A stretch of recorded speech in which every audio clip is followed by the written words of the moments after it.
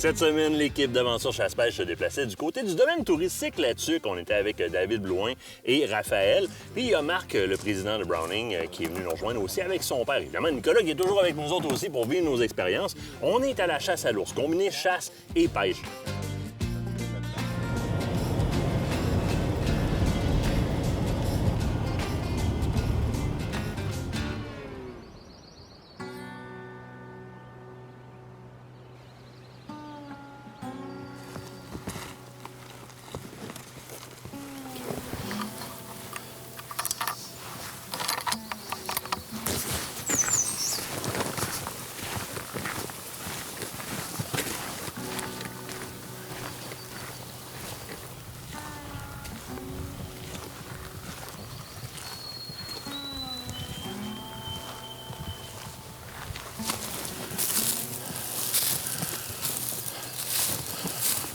Ce qu'on fait, c'est qu'on veut augmenter notre potentiel attractant.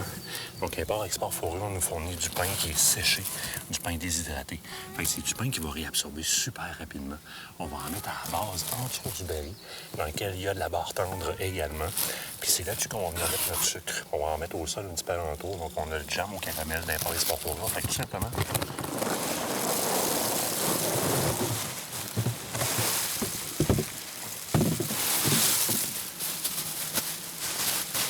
vraiment qu'il s'en mette plein les pattes. Quand il va retourner dans le bois, il va avoir du caramel plein le poil. C'est vraiment le jam au caramel d'Import-Export Fourrure. Il sent beaucoup, très intéressant.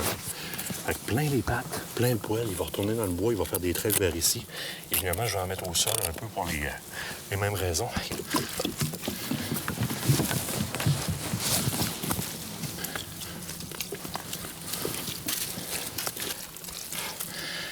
Ça va tout imbiber, ça va faire un beau gâteau.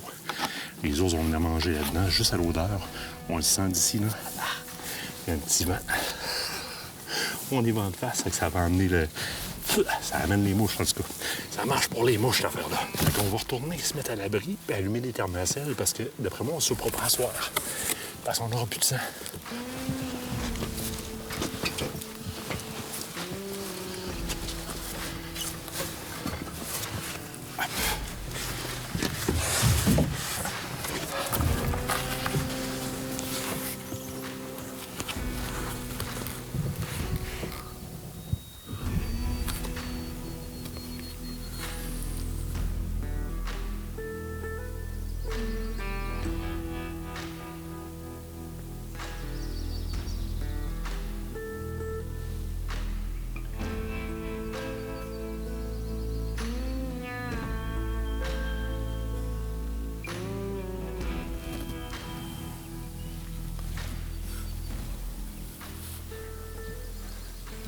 C'est comme ça, je dis. On va le laisser aller à la bête au pire.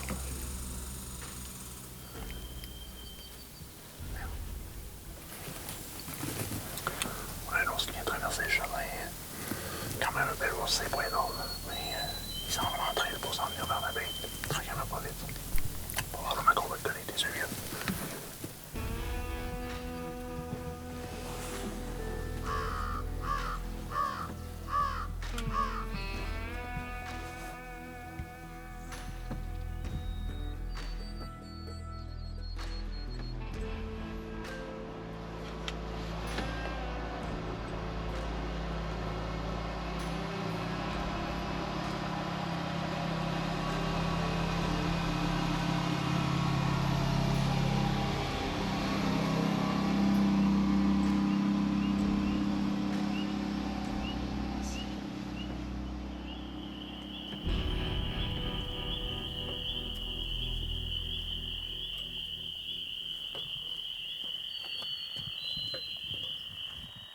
On parle souvent de cohabitation entre les utilisateurs de la forêt, puis il faut observer une certaine diligence, puis une certaine compréhension, on va le dire comme ça. On a un bel exemple ce soir, on avait un bel ours qui s'approchait de la bête. Quand même assez d'écart entre les oreilles, un bel ours prenable, puis il y a un VTT qui passe. On a 2 jours de chasse, puis on avait une option de prendre un ours, il y a un VTT qui passe, évidemment, l'ours s'est enfui. C'est ce qui clôt notre première soirée de chasse, donc on On va respecter ça. On va respecter le fait qu'on ait plusieurs utilisateurs dans la forêt, puis il faut se respecter entre nous autres. Ça s'est donné que c'était son chemin. C'est par là qu'il passait pour retourner au camp, donc c'est ce qui s'est passé. On va aller souper là-dessus, puis on va se souhaiter bonne chance pour demain.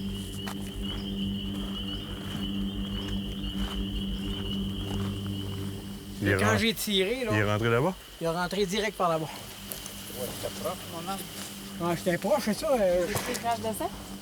Pas de sang, pas de poil. Là. Comme vous voyez, il fait pas clair.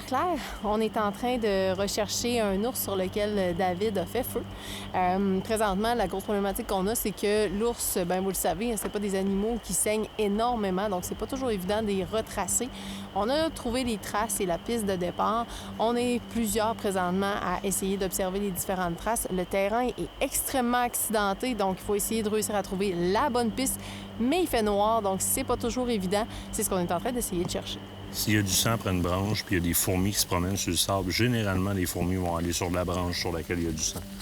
Fait que quand j'ai des fourmis de même, je prends la peine de m'arrêter et de regarder s'ils vont sur une branche en particulier. Là, ça arrête le free-for-all, ils vont partout, fait qu'il n'y a pas de goutte de sang dans le coin, les fourmis seraient dessus. Et tu vois vraiment, ça traque en montant. Ouais. En haut, le sol est trop dur, fait que je vois plus les traces. Puis il y a comme 3 options.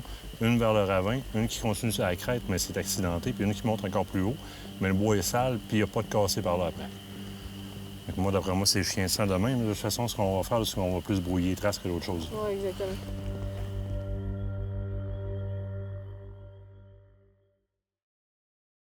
Découvrez l'élégance des vins libanais Masaya, situés dans la vallée de la Beka. Notre riche et unique terroir offre des vins puissants aux arômes complexes. Parfait pour accompagner viande grillée et gibier. Tombez sous le charme des vins Masaya, le Colombier et Terrasse de Balbec, disponibles à la SAQ. Cette partie d'émission vous est présentée par le groupe Thomas Marine, le plus grand inventaire d'embarcations Princecraft au Québec.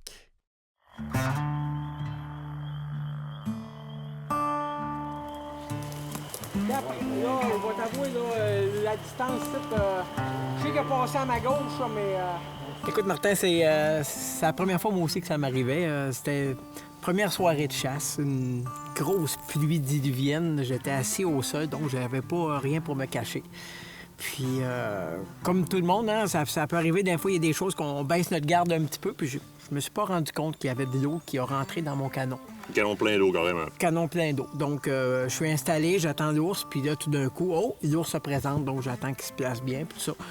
Puis, bon, j'effectue mon tir, puis, paf! Une grosse fumée blanche. Pareil comme si j'avais tiré avec un pot de noir, mais finalement, j'étais à la carabine. Là, j'ai dit, qu'est-ce qui s'est passé? J'ai-tu un problème avec ma balle? T'sais, on se pose plein de questions, puis là, ça va tellement vite. Là, tu dis, j'ai-tu touché mon gibier? C'est ça, là, quand la boucane se tasse, l'ours, est-tu encore là? L'ours, c'est plus là. Puis là, ben moi, je pensais, il commençait à faire noir un petit peu, fait que là, je pensais que j'étais très bien positionné. Bon, un petit peu plus tard, avec les choses, j'ai vu que j'étais un petit peu en angle, donc ça a amené d'autres certains types de recherches différentes, puis tout ça, mais tu sais, tout se passe tellement vite qu'on se dit, bon, ben tout est bon. Puis là, il arrive un petit événement de même, là, on se met à se poser des dizaines de questions. Le doute s'installe, parce que là, l'eau dans un canon, ça se vaporise comme ça par la friction de la base. C'est très impressionnant, qu'est-ce que ça crée. On se dit, est-ce que l'ogive s'est placée correctement? On prend la décision, parce que David nous dit, je veux contacter un chien de sang pour faire une recherche et avoir une confirmation de ce qui s'est passé. Puis on le sait, hein, c'est un animal sauvage, donc lui...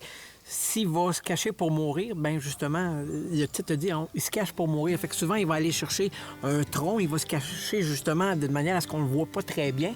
Puis là, bien, tant qu'à perdre de la viande, mieux vaut aller chercher un professionnel.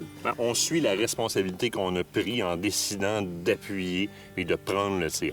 Donc, le lendemain, tu parles avec Sébastien? Oui, Sébastien, justement, le conducteur de chien de sang, qui est super sympathique, il a commencé justement par prendre toutes mes informations, comment que ça s'était passé, comment j'ai vu justement la scène, de quel sens est parti l'animal, tout pour pouvoir se faire là, un bon montage, avoir une image de la manière que ça s'est passé. Puis, par la suite, voir que, non, finalement, c'est peut-être pas comme ça que ça s'est passé. T'sais, moi, juste, je pensais qu'il était passé beaucoup plus proche de moi quand l'ours est parti. Je me suis rendu compte, non, il est allé beaucoup plus loin, puis il a pris une direction complètement différente de ce que je pensais aussi. Donc... On met jujube au sol. On met jujube au sol. 8 minutes. 8 minutes top chrono. Oui. On est sur l'ours. Yes! Oh, yes! Oh, yes, Jules! Oh, yes, sir! Merci! Wouhou! Aïe, aïe! Good boy! Il l'a trouvé, on l'aurait jamais Mais je suis déçue que ça soit pas Luna qui l'a trouvé. Content? Mais que je suis content.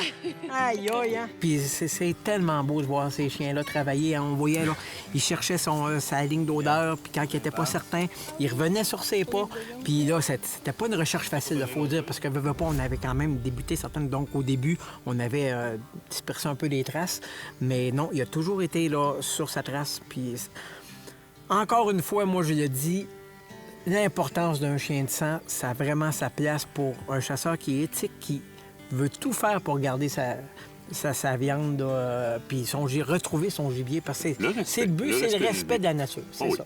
On finit cette expérience-là avec une belle femelle collectée, Une belle grosse donc femelle. une belle récolte de gibier, qui, en d'autres circonstances, ou dans le passé, se serait terminé avec un « bon, on va aller à une autre chasse ». Cet animal-là était mort. Ouais. On a été chercher les moyens de le confirmer. Hey, good job, buddy. Merci.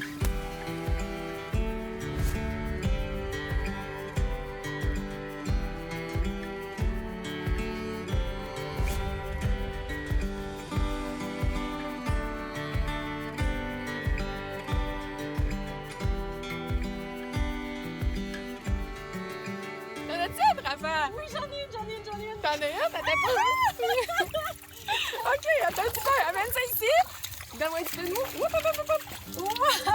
Hey, Rafa, ta première truite!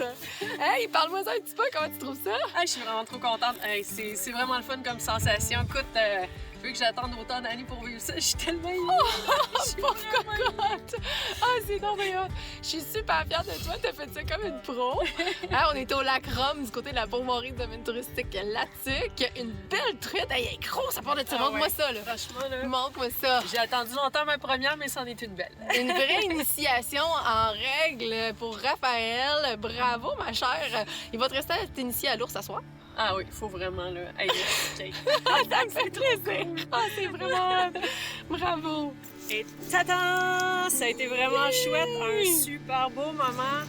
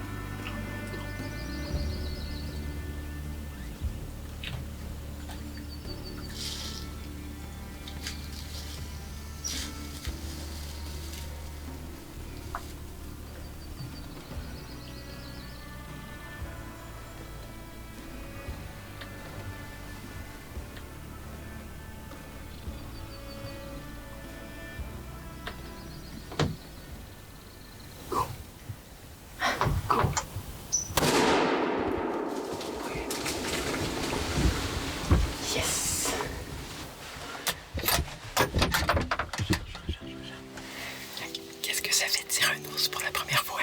C'est vraiment une sensation forte. C'est quelque chose, hein? Ouais. Puis là, on l'a bien vu, tu l'as bien pris. Il est tombé pas loin.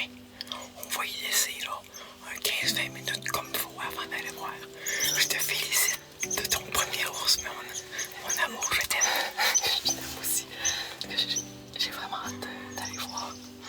On va prendre notre temps quand même. Oui. On a le temps. Yes. Félicitations. Hey, merci. Ton premier gros ours. C'est vraiment hâte, là. Mais sérieusement, je pensais shaker plus que ça, là. Je shake, même pas tant que ça, là. Mais j'avais peur de trop shaker, de trop être nerveuse. Puis, je suis quand même restée bien focus, là. En tout cas, je pense que je l'ai eu au bon endroit.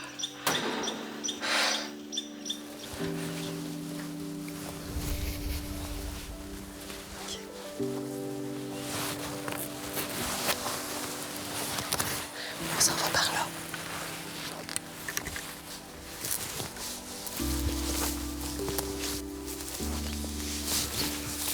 Gros Raphaël, regarde ce qu'il y a là-bas. Dis-moi qu'est-ce qu'il y a là-bas? C'est mon ours. On vient de trouver un ours. Oh. Ah.